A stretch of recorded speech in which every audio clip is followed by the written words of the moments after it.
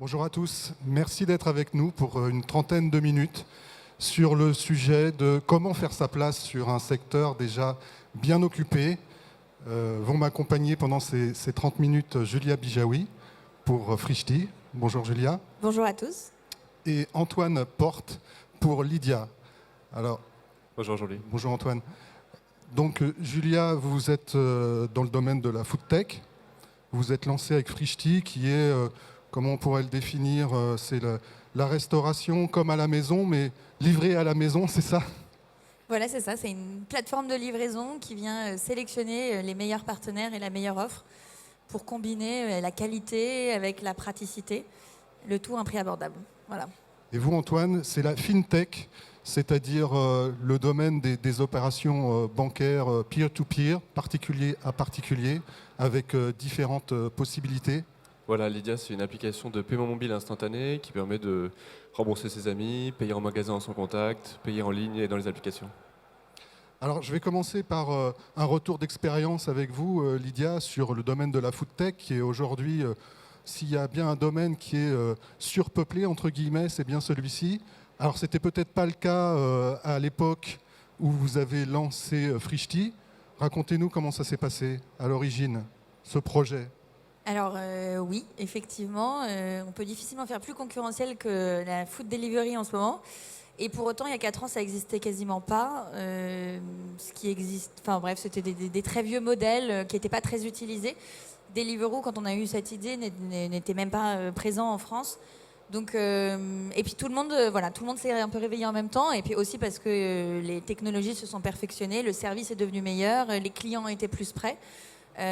Et donc ça a boomé. Et nous, du coup, on n'a pas du tout regardé, on s'est pas du tout dit on va faire comme machin aux États-Unis ou comme X en Angleterre. On a juste, en cherchant une idée de boîte, regardé un petit peu quels étaient les problèmes qui se posaient dans notre quotidien, parce que c'est quand même les meilleures idées, c'est de résoudre un problème qui se pose un peu tous les jours aux consommateurs.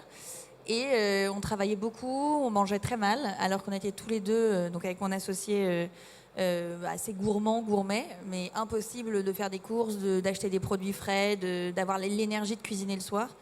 Et donc on s'est dit, voilà, nous on était déjà entrepreneurs dans la tech. Finalement, l'alimentation, c'est un des derniers secteurs qui n'a pas encore été digitalisé. La tech apporte zéro valeur aujourd'hui à améliorer ce système-là. On parle beaucoup de bien manger et pour autant, ça n'a jamais été aussi difficile. Donc comment on fait pour mettre la technologie au service d'une meilleure alimentation ? Vous avez dit que vous étiez déjà dans la tech, vous étiez dans quel domaine précisément? Dans la beauté, l'e-commerce de produits de beauté, mon associé avait monté une boîte qui existe toujours, qui s'appelle Birchbox, donc de l'e-commerce de produits de beauté que moi j'avais rejoint après quelques mois d'existence, donc tout au début. Donc Frishti, aujourd'hui, c'est combien de salariés? Frishti, c'est 300 salariés. Voilà, et beaucoup d'autres emplois indirects, parce qu'il y a aussi beaucoup de choses qu'on ne fait pas nous-mêmes. Avec à la fois de l'administratif, de la cuisine, puisque je rappelle que ce sont des plats qui sont préparés par vos propres équipes. Alors plus uniquement. Plus donc, uniquement, vous êtes on a diversifié. effectivement notre propre cuisine avec à peu près 80 personnes dans nos cuisines. On a à peu près 120 personnes sur le terrain en préparation de commandes et puis 120 personnes au siège. Donc on est répartis comme cela avec pas mal de terrain, pas mal de sièges. Mais en fait, juste pour revenir, effectivement, on a commencé, on faisait tout nous-mêmes. On avait 4 entrées, 4 plats, 4 desserts. Et depuis, notre offre a énormément évolué parce qu'aujourd'hui, il y a à peu près 400 produits en ligne. Et c'est à la fois notre propre marque, nos propres plats cuisinés par nous-mêmes, des restaurants partenaires qu'on a sélectionnés et qui respectent la même charte qualité que nous. Et la possibilité de faire ses courses donc sur notre supermarché avec beaucoup de produits frais, livrés en 20 minutes. Antoine, pour parler de Lydia, le secteur donc bancaire dans lequel vous êtes, c'était un secteur peut-être au début, quand vous êtes lancé, là aussi, qui n'était pas très, très occupé dans le genre d'opération que vous proposez aujourd'hui, mais où il y avait, disons, des acteurs historiques, commencé par les grandes banques traditionnelles qui étaient présents. Comment ça s'est passé justement pour vous frayer un chemin dans ce secteur-là? Alors c'est une longue histoire. On a commencé avec mon associé Cyril Chiche en 2013, donc il y a plus de 6 ans. Effectivement, on disait à l'époque, alors aujourd'hui on peut imaginer que c'est très concurrentiel, à l'époque aussi on disait c'est très concurrentiel et le paiement mobile, ça sera demain, ça sera après-demain. Au final, ça ne voyait jamais tout le monde en France n'utilisait pas son téléphone pour payer. Et néanmoins, il y avait des opportunités incroyables grâce au cloud, grâce aux technologies mobiles, de enfin utiliser son téléphone qu'on a toujours sur soi pour faire les opérations du quotidien de paiement de manière plus simple. Et donc on a décidé de se lancer. Effectivement, comme Julia, en 2013, il y avait finalement très peu d'acteurs. Et donc on a décidé de se lancer, de commencer par un bout, qui est le peer-to-peer, qui est aujourd'hui le service le plus connu. Et d'itération en itération, on a construit un service complet autour du paiement et du mobile.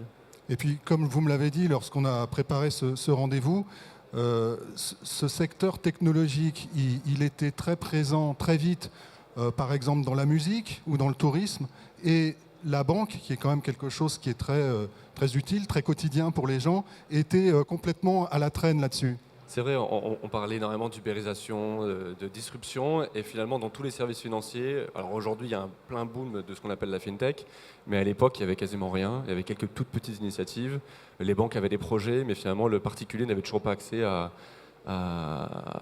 des services nouveaux, comme on pouvait le voir dans la musique, dans la food, dans la culture. Alors que pourtant on aspirait tout autant à accéder de manière plus facile à son argent via son téléphone. Alors comment on fait justement dans un secteur comme celui-ci pour être original, pour proposer quelque chose qui n'existe pas, qui va être durable, qui va faire la différence avec d'éventuels concurrents? Alors, vaste question. Comme disait Julia à l'instant aussi, on a commencé par créer un service qui répondait à nos propres besoins personnels. C'est assez égoïste quelque part. Hein. C'est comment je peux simplifier mon quotidien. Et vu c'est rare qu'on ait des problèmes et qu'on soit tout seul à les avoir, ça répondait aussi aux problèmes d'autres personnes. Finalement, on a deux exemples qui partent de choses personnelles, de choses vécues, qui sont des réponses à ce que vous rencontriez, vous, à l'époque. C'est fondamental parce que sinon, vous trichez. Si vous répondez à un problème que vous ne comprenez pas, un jour ou l'autre, vous aurez un concurrent qui comprendra mieux le problème parce que lui, il l'aura et qui, du coup, sera plus pertinent, qui apportera une solution de meilleure qualité. Donc je pense que c'est important de se concentrer, de se focaliser sur un problème qu'on ressent, qu'on peut donc bien comprendre, bien disséquer pour offrir la meilleure solution possible à ce problème. Quand on a discuté là aussi en amont de cette matinée, vous m'avez dit souvent la solution, c'est pour justement se frayer un chemin, c'est trouver une niche. Alors la niche, ça peut être justement un produit ou enfin une niche d'usage ou de clientèle. C'est vrai, alors déjà moi je tiens à préciser que je trouve qu'il n'y a toujours pas assez de concurrence sur le marché sur lequel on se trouve, des fintechs même au sens large. On parle d'un marché en dizaines de millions de personnes à l'échelle européenne et on a toujours quelques startups dont certaines dépassent les millions d'utilisateurs et néanmoins il y a encore une place gigantesque. Donc je tiens à préciser d'abord que je pense qu'il y a encore de la place pour d'autres concurrents. Ensuite effectivement c'est comment commencer, parce que quand vous proposez un service qui est disruptif, innovant, voire qui répond à un problème dont le grand public n'a pas forcément conscience, vous devez trouver un moyen de leur faire essayer votre nouvelle expérience pour qu'ils se rendent compte de ce que ça apporte au quotidien. Je pense que dans le cas de Frishti, il faut commander une fois pour se rendre compte à quel point ça change la vie et ensuite la plupart des gens le commandent plusieurs fois par semaine. Dans notre cas avec Lydia, c'est pareil. Et donc il faut trouver la première, et vous allez faire bien sûr du porte-à-porte, il faut trouver, dès que vous sentez que quelqu'un comprend vite votre produit, il faut se concentrer sur cette personne-là et trouver quelles sont les autres personnes qui lui ressemblent. Donc c'est ça que j'ai appelé une niche dans notre discussion. Dans le cas de Lydia, ça a été les campus universitaires, les étudiants, où on s'est rendu compte Ah oui, vous aussi.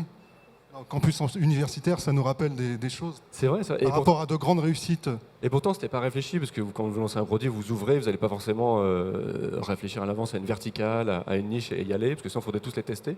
Il faut regarder les métriques, les premières métriques, les premiers retours d'utilisateurs, et vous regardez là où ça plaît le plus, là où ça prend le plus vite, et ensuite, vous vous concentrez pour être le premier sur cette population-là, ce qu'on a fait. Et ensuite, naturellement, si vous créez un produit qui est universel comme le nôtre, par capillarité géographique ou par typologie de personnes, ça va commencer à grossir par tache d'huile et créer ce qu'on a aujourd'hui qui est un effet de réseau extraordinaire. Alors justement, on en profite pour revenir un peu sur le cœur de votre activité. On ne s'est pas étendu au début de notre discussion. Rappelez en 2 ou 3 mots justement l'activité. C'est des virements de personne à personne en direct, c'est la possibilité d'ouvrir des cagnottes, tout cela à partir d'un smartphone. C'est ça, l'idée c'est de pouvoir faire toutes les opérations du quotidien de paiement de manière plus simple, plus fluide, grâce à quelque chose qu'on a toujours sur nous, qui est notre téléphone. Donc principalement, par exemple, aujourd'hui, je pense que beaucoup dans la salle utilisent notre application pour se rembourser. Ça permet de faire un virement instantané en 3 clics et en moins de quelques secondes. Donc ce que promettent depuis longtemps des banques, mais toujours avec des expériences qui sont moins abouties que la nôtre. Et on allait beaucoup plus loin ces dernières années, où maintenant on propose de faire du paiement sans contact via Apple Pay, Samsung Pay, Google Pay, même si votre banque n'est pas compatible, de payer en ligne de manière plus sécurisée avec des numéros de carte virtuelles qui permettent de générer en un instant pour payer sur des sites dans lesquels vous n'avez peut-être pas confiance. Et même une carte Mastercard qui permet de payer quand vous voyagez sans frais et de dépenser l'argent que vous avez sur Lydia, que vous avez reçu de vos parents, de vos amis de manière instantanée et universelle. Julia, je reviens à ce que disait Antoine sur ces premiers clients avec qui le contact est établi et comment ces clients-là vont servir justement à en accrocher d'autres et puis à avoir aussi un retour sur son activité. La relation client, c'est quelque chose de primordial, évidemment. Évidemment, je suis très très d'accord avec ça. En fait, je pense que pour faire sa place sur un marché concurrentiel, l'important, c'est pas de regarder ses concurrents, mais c'est de, en permanence, être au contact de ses clients.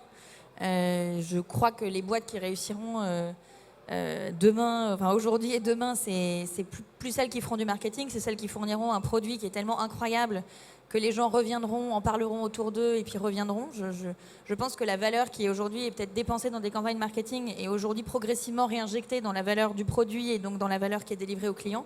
Et en tout cas, c'est ces boîtes-là qui réussissent et qui forcément prennent de l'avance par rapport à leurs concurrents. Donc voilà, on a une ère hyper démocratique où l'information circule très très bien, où le consommateur est roi et c'est super. Et donc les boîtes doivent toujours se battre pour fournir le meilleur service. Donc regarder ses clients, ce qu'ils disent, avant de regarder comment évoluent ses concurrents. Je pense que c'est de là d'où viennent les meilleures innovations et le fait d'être le plus en avance. C'est vrai que c'est quelque chose que nous, on fait depuis le début chez Frishti. On a des focus group, des manières de faire remonter les feedbacks clients qui sont quotidiens. Tous nos plats sont notés tous les jours. Enfin, voilà, et c'est des indicateurs. On regarde à peu près 60 indicateurs par jour et on adapte notre expérience en se disant est-ce qu'on a fourni une bonne expérience, comment on peut l'améliorer. Quand on réfléchit à des innovations, c'est systématiquement les clients qu'on va aller voir en premier pour avoir leur feedback. Donc voilà, je pense que en tout cas, nous, c'est au cœur de notre démarche et c'est absolument essentiel. Et c'est aussi créer avec le client une relation de proximité qui est là aussi primordiale, je pense. Oui. À travers votre marque, à travers un certain ton avec lequel vous vous adressez à eux. En fait, là encore, sur les marchés concurrentiels, il faut se différencier, évidemment par la qualité de son produit, mais nous, il y a une deuxième chose, ça a été la construction d'une marque.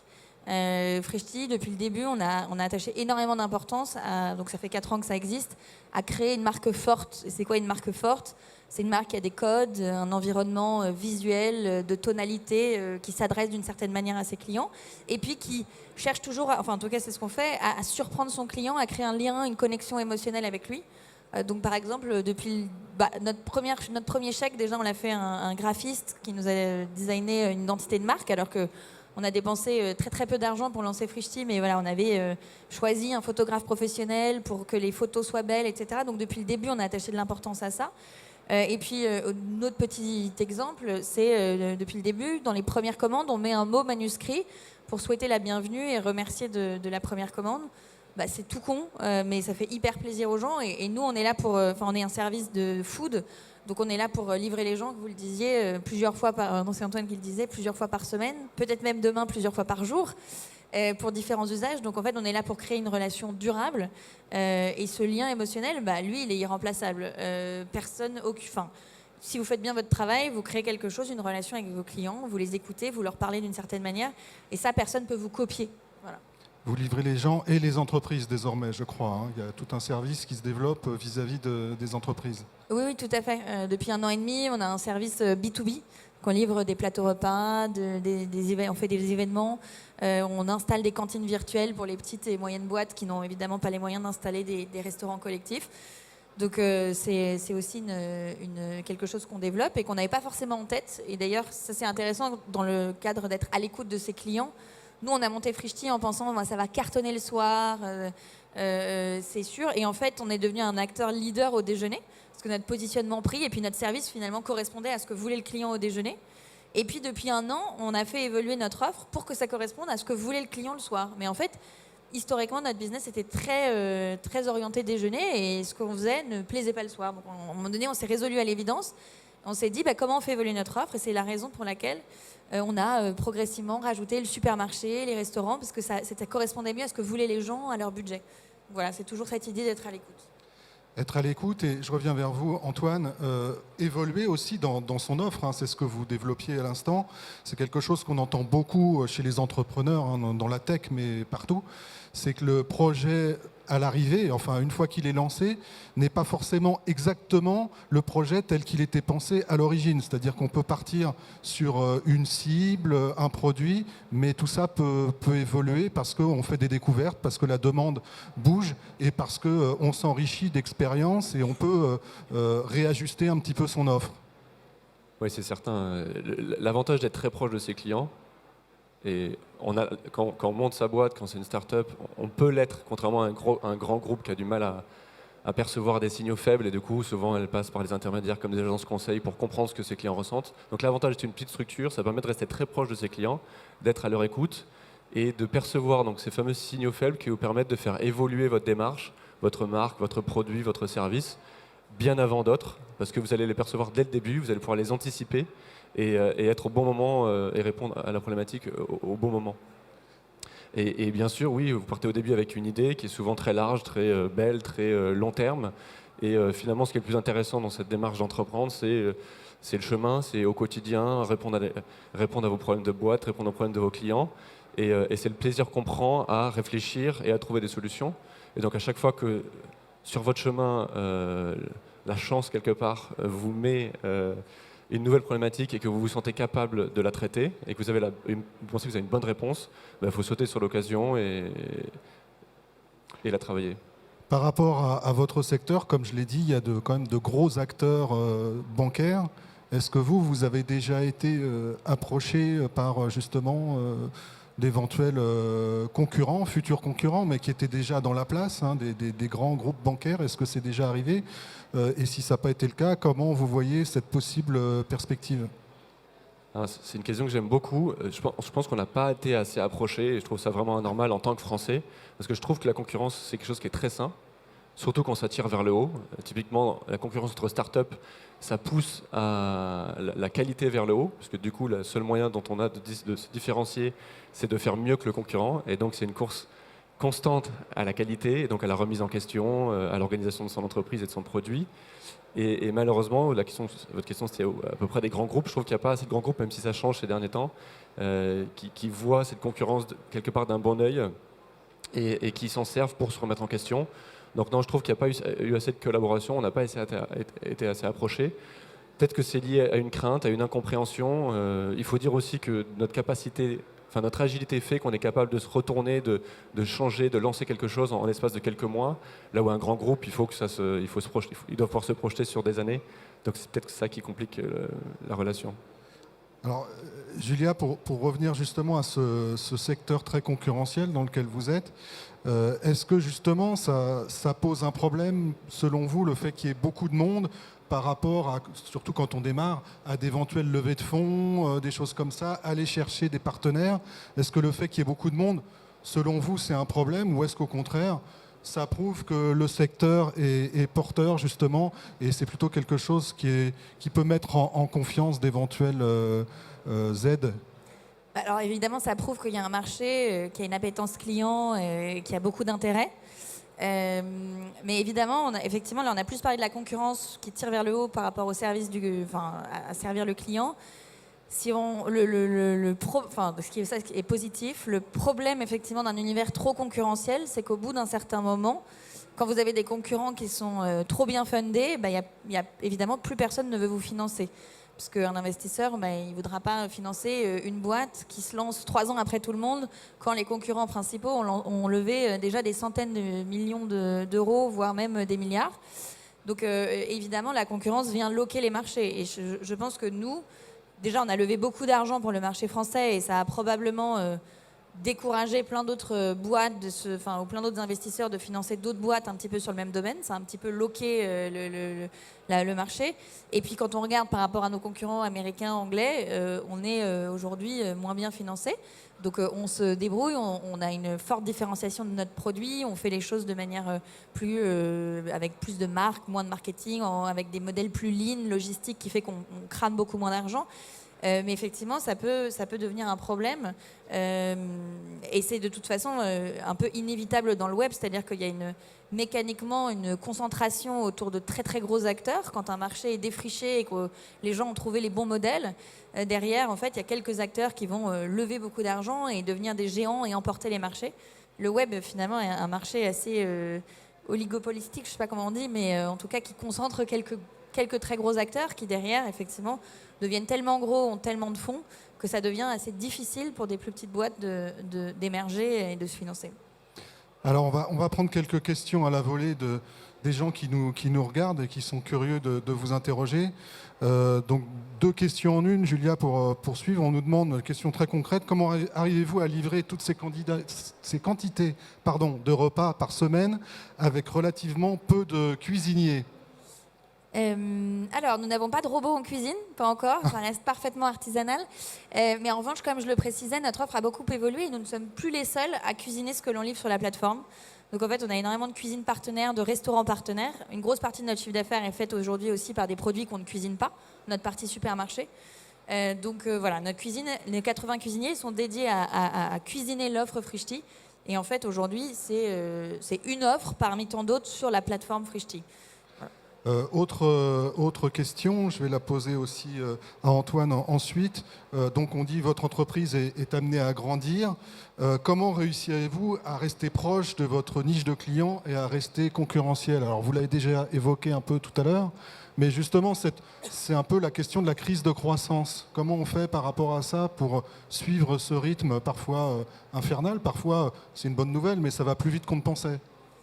Oui, mais évidemment, à mesure qu'une entreprise grandit, elle s'éloigne de ses early adopters. Et d'ailleurs, nous, on peut nous reprocher d'avoir fait beaucoup évoluer notre offre. Donc, il y a quelques jours seulement, on a lancé notre offre de restaurant.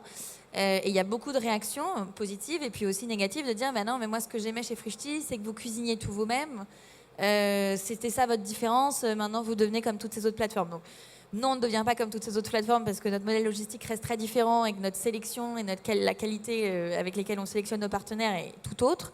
Mais effectivement, ça peut, à mesure que l'on devient un peu plus mass market, que l'on développe des usages, que l'on va conquérir des bases de clients plus larges, il faut faire très attention à garder le contact, à bien expliquer ce qu'on fait et la cohérence qu'il y a avec le début à ses clients du tout début pour pas qu'ils se sentent trahis. Et nous, notre mission, elle reste cohérente, c'est-à-dire que c'est rendre le bon enfin possible au quotidien. Voilà, on le fait. C'est juste qu'on estime qu'il ne faut pas le faire qu'avec l'offre Frishti, mais qu'il faut aller choisir et convaincre d'autres partenaires. Mais c'est une très bonne question et je pense que ça se pose à beaucoup de boîtes qui doivent évoluer et élargir leur base. Antoine, même chose, la question de la crise de croissance, comment faire face à la nouvelle concurrence et puis comment réussir dans le même temps à grandir soi-même tout en restant fidèle à ses valeurs de départ? Alors, je n'ai pas encore la réponse parce que c'est quelque chose qui nous arrive. Grand sujet de philosophie. Cette semaine, on a passé la barre des 2 millions d'utilisateurs. Donc, on est en train de vivre cette ultra-croissance. Ce qui est sûr, c'est que si vous êtes... Nous, on est conscient que notre valeur, c'est notre vision. Et je pense qu'on ne doit surtout pas se laisser, et c'est le conseil que je donnerais à toute personne qui veut se lancer, ne pas se laisser distraire par la concurrence, ce que fait la concurrence, ou même rester ferme sur votre vision, même si votre produit est utilisé par de plus en plus de gens de manière différente et par des gens qui sont différents que vous ne comprenez pas forcément.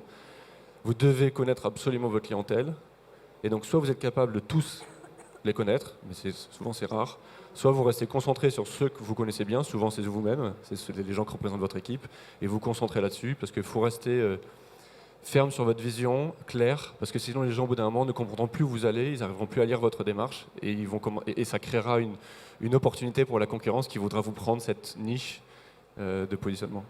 Alors justement, question là aussi très directe qu'on nous demande et très évidemment justifiée, votre modèle économique chez Lydia, c'est quoi ? Comment ça fonctionne? Alors aujourd'hui, on a deux choses. On a un modèle B2B, puisqu'on vend des services de paiement aux professionnels. Et donc on prend une commission un peu comme la carte bancaire sur chaque transaction. Et depuis quelques mois, on a lancé des offres payantes pour les particuliers. Donc on a une offre de cagnotte, qui est la moins chère du marché d'ailleurs, et la meilleure, je vous invite à l'essayer.